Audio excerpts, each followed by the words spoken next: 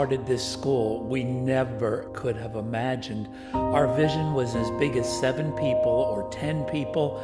Never could have imagined something that would grow and influence an area and grow into a place where there's a legacy and there is a history and a future. It's an amazing thing how this all began.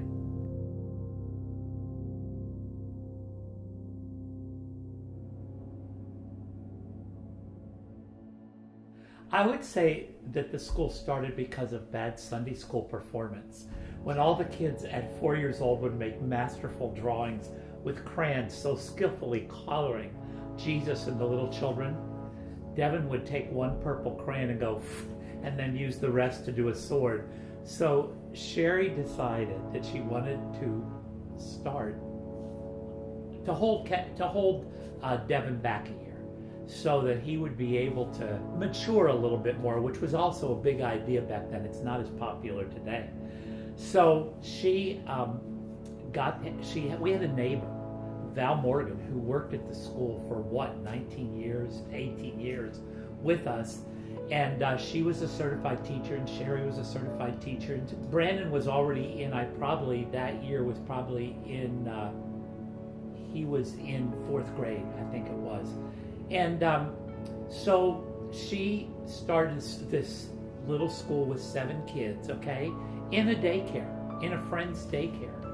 And of course, every night the kids would come for after school. They had an after school program and completely tear the room apart.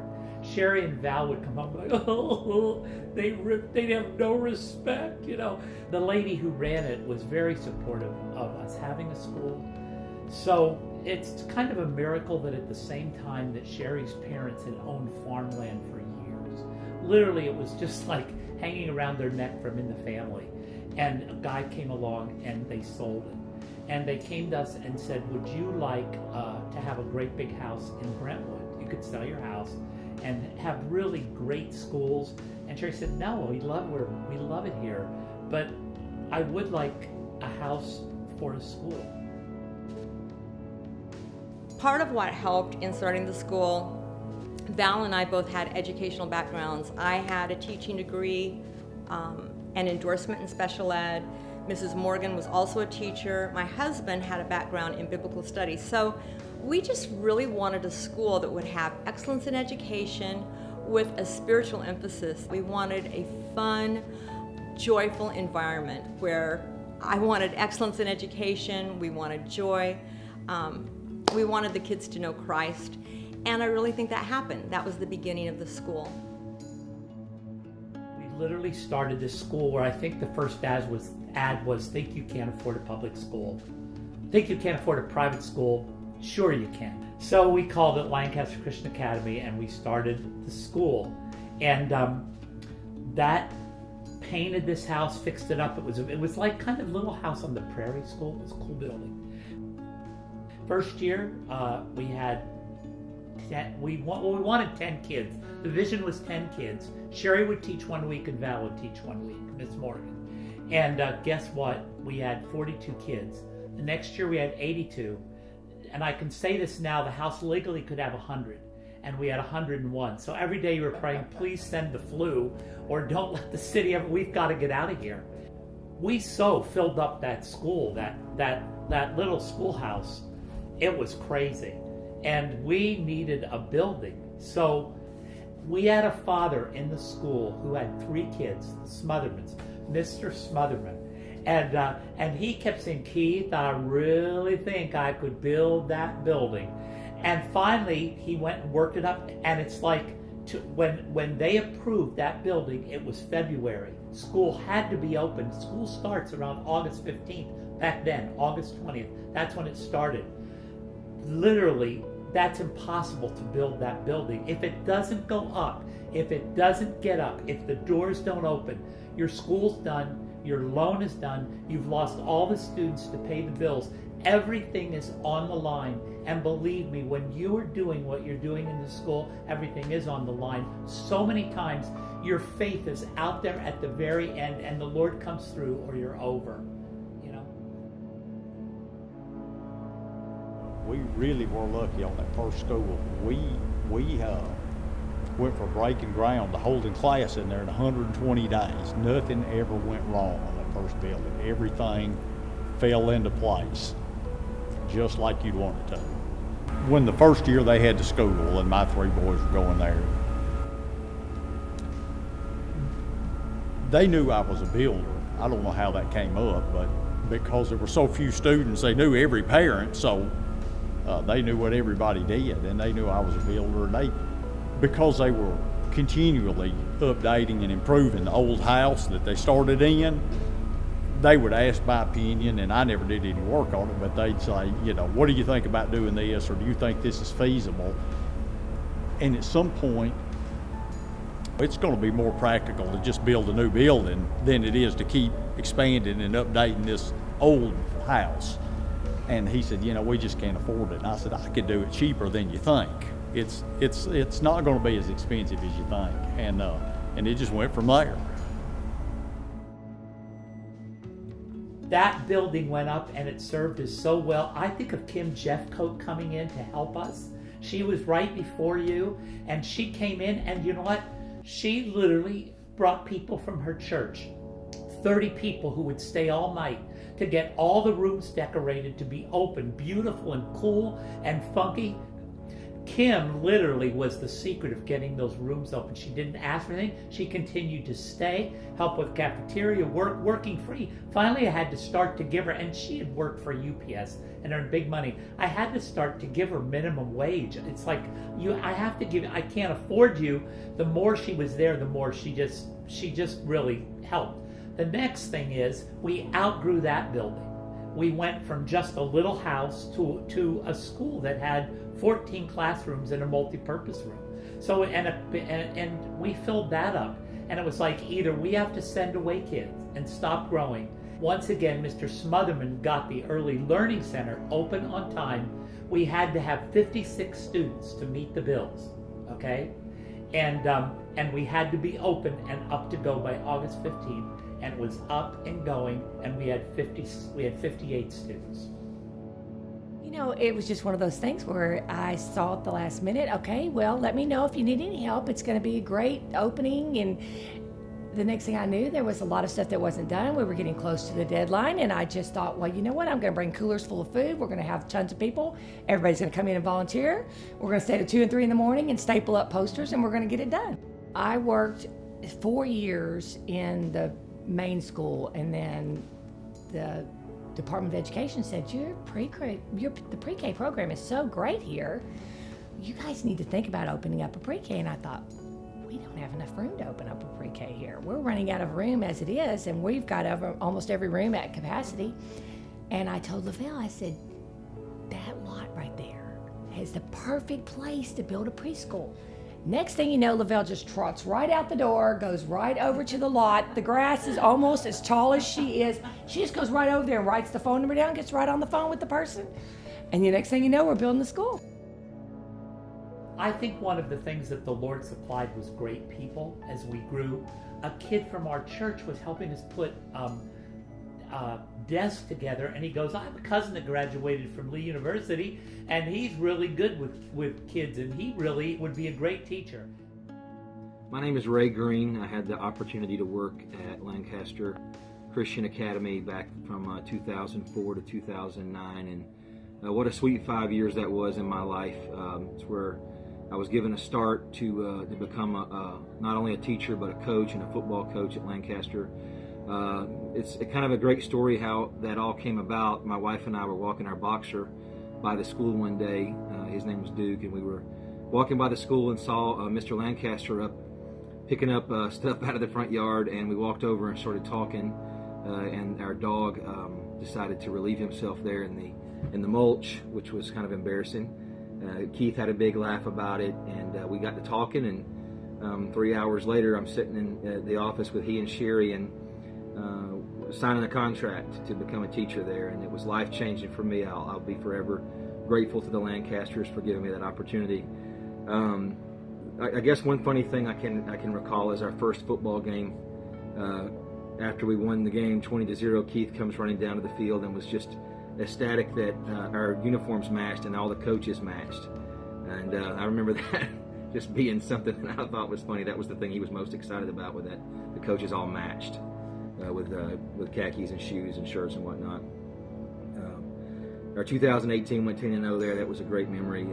I think the lamp productions that we did certainly forced me out of my comfort zone, doing the Vanilla Ice dance. Grab a hold of me tightly, flow like a harpoon daily and nightly. Will it ever stop? Yo, I don't know. Turn off the lights and I'll go. With all the kids and Coach Church, it was just a great 5 years. So many memories, the chapels, and so many relationships, and just so many laughs. The Lancasters, you guys always treated us like family, and the way that you loved my family is something I'll never forget. Certainly some of the best years of my life, and from the bottom of my heart, I love you guys, and thank you very much. They started a top-notch program, track program, and then they started a football team and won. And just won so many of the games. These guys came in, and at first they said, we got football going. And they said, we need a gym, we need a gym, we need a gym. And I'm going, we need a gym, we need a gym. How much is a gym? And of course we were needing a high school. How much is this going to cost? And these guys all got everybody excited, and we went out, went to the bank, and said, would you support us again? And it really was a terrible time, because it was the recession of 2008. We didn't know what was going on. And we're putting up these big girders, when the economy's going down. Here are all of these kids working with you that literally are giving you a vision. You're going, okay, I'll go with you. And once again, we had kids in the school. When your kids get to be there and they need something, go, this bus is really getting ratty. You'll go, okay, let's sign our name for a bus. Okay, let's do that. And those guys are people that we have to thank for a gym that's the center of the school. It's an arts, it's gym, it's sports, it's meetings for all of the parents, and it's the cafeteria. It's an incredible thing. Speaking of the sports program, we have won multiple national championships. The guys that we've had come through, I remember who were some of the coaches that won some championships. We had Rick Butler who came through. We had Chad Watson came through. We had Mr. Amos came through, and there was a championship there. We had Cliff Coleman came through. We had a championship with him. John Horner, of course, won baseball championships, I believe. Melanie Close with volleyball. Just lots of kids. And then in our gym, basketball, Todd O'Neill came through, and he was a coach in a year there. Derek Church, obviously, he started the basketball program, did he not? Ray Green was football. Derek Church was basketball. And the thing about our school that nobody knows is you look at a kid and you can get them. There's so many kids that got scholarships. My kids got like 40% off of their college education because they played sports. And if they went to Smyrna High School, Laverne High School, Antioch, that would not have happened. It's Caleb Ingram played 4 years of college, and I just saw him over in Knoxville, and he literally is a Christian coach. So honestly, it's the amazing thing to get parents discounts if the kids want to go on and go to college to play sports. If they work at it, and that's so many kids from our school, it's really hard to be believed. People would not understand it. Yeah, the wall in the gymnasium is filled with all types of pictures of the shirts of all the scholarships that have come through since we started doing that. And it's a unique thing for the coaches. I think it is the coaches taking the time and getting the kids in the vehicle and taking them to these schools and talking to colleges. And we have the opportunity and privilege to do that at the school, and that's happened so many times and continues. With the championship winning teams under the, John Horner was the athletic director, and my brother came on board with us, and he helps with the athletic department now and leads the athletic department. I think that our volleyball, really, we were noticed for volleyball because of Melanie Close, and we've had some great coaches come through after her, but she started that program. It started she developed our first tournament that we ever had at the school, Volley Jam. That was the first time we ever thought, could we do tournaments at the school where people would come in and we could host and we could have other schools and be a part of that. One of the things that I think is very unique to LCA is the performing part of the school. And I honestly believe that in college and in life and in business and in everywhere you go, you have to be able to present yourself. You have to be able to get up and in front of people, and it starts in a speech class. LAMP, you know, and for some people, for most people, they will never again get up and perform like in a LAMP. But the show is put on at the end of that show last year. You know, a 4-year-old will go, a 4-year-old parent will go, well, why did I have to have my child there? For a 4-year-old child to run into a gymnasium in front of 900 people, up the aisle, put their hands in the air, do motions, sing along with high school kids, to be part of a whole thing, it is one of the biggest skills. It's a skill. So your kid is ready to be in the movies. Your kid is ready to be, I'm not kidding you, it is something where, and goes right up through high school, for the shy kid, for the people that are afraid to say something, for if you're going to sell something, if you're going to have a business, a lawn business, a paint business, a computer business, work in a doctor's office, be a doctor. Everything comes from the arts department at the school, and what is required of them, it is worth $1 billion to your child. You know, and to think that they perform at such a high level. When people come through this school, you're really wanting them to taste and see that the Lord's good. That's very good. You're wanting to give them excellence. You're wanting to show them a certain level. But with regard to LAMP, you know, one of the great blessings we've been able to have in moving forward is having a light system, having in the gymnasium. Each year we're adding something more to enhance the experience when people are there. And you know, I believe so much in being faithful with what you have, because that's what it's a scriptural principle, you know, and the Lord ends up being able to give you more that you can use and steward. And so I remember doing shows where we were literally hanging the lights before the show on light poles, and now they're actually just mounted and we push a button and it's just really the evolution has been great. But you know, LAMP is really horrible.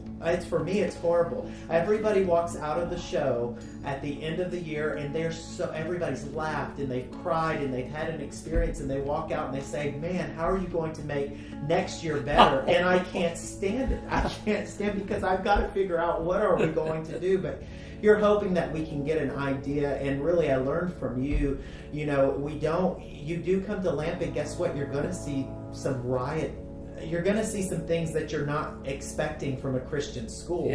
I think, and I learned that from you, because everybody relates to laughter. There are things in life that we all can relate to. I remember early on in the years, we were really pulling it, trying to get them to do it. Now I've got to fight, say you can only have 7 parts. I'm so sorry I can't do 10, you know. And so it has evolved, and I love to see the alumni come back and watch the show each year, and parents coming back. We had a family move from Indiana to Nashville because of the show. Yeah, to put their kid in the show. That's right. And so to put their kid in the school because of the show. So really, that is a significant part of our DNA. It's the part of the culture of the school, and that was going when I came there. I just came in and learned and continued to work with the kids. So we've come a long way from when we had a white light shining in the middle of the stage and nothing in the background, no sets, to where, if you see it today, the sets and stuff, you do an incredible job. It's really good. Cool.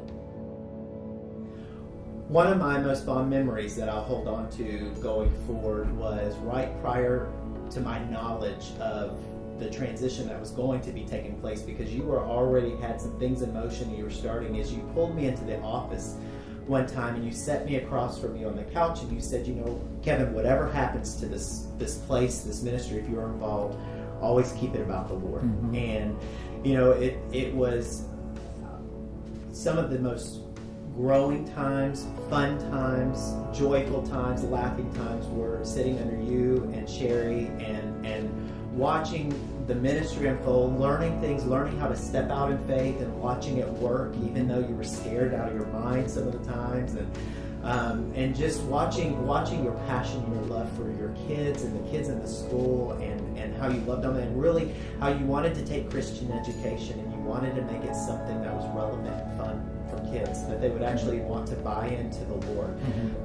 And to be able to take that model and continue it is such an honor. And I just appreciate you guys. I thank you so much for what you've invested in me, how you took me under your wing and trusted me, and you know, as we're moving forward, you know, this really is it's a legacy, it's a heritage, and really not unto a person. And I know that that's your heart. It's really unto the Lord. This is an offering, and I don't know really. I am stepping out. I believe I've learned mistakes from the past, and I'm learning as I go forward. I'm trying new things, navigating, trying to really follow the Lord's leading. And I don't know, 20 years from now, I may be sitting in your spot looking at somebody else. And I do hope and I do pray that at the end of whenever the Lord transitions me out of this, and I'm able to say, you know, we really did this as unto you, and we really made it to a place where kids could come and they could be everything that they want to be, and they could really grow in the Lord and experience the Lord in a real joyful way. Be in prayer for us, because one of the hardest things and I find today is finding Christian educators who really have a heart to really want to be serious about chasing the kids for the Lord. This is a ministry, and I don't know that many people understand that. Who, you know, it takes a special, unique individual to come into the school and really do what they're called to do, and that is to really serve. It's really to lay down their lives and to find value to all of these kids that we have running around school, to take value in them and to say, hey, I see something in you, and the Lord has something incredible for you. And so be in prayer, because, you know, the Lord sure did supply staff, you know, really incredible people for you, and I believe that He'll continue to do that for us as we trudge forward and trusting the Lord. Amen. Amen. Amen. Amen.